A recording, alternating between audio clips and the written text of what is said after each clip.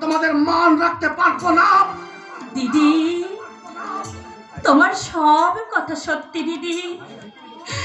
আমি ভিখারি বৈষ্ণবী, সামাজিক কোনো পরিচয় আমার নেই, কিন্তু বিশ্বাস করো দিদি, একমাত্র ঈশ্বরই জানে আমার দেহের সুচিতা বিন্দু মাত্র নষ্ট হয়নি দিদি।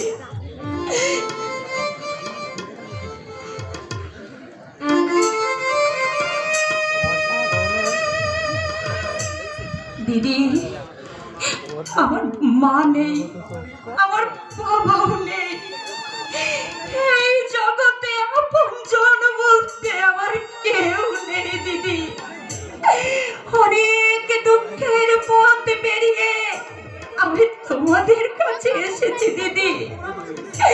তোমরা যেন আমাকে দূরে সরিয়ে দিও না দিদি, আমাকে দূরে সরিয়ে দিও।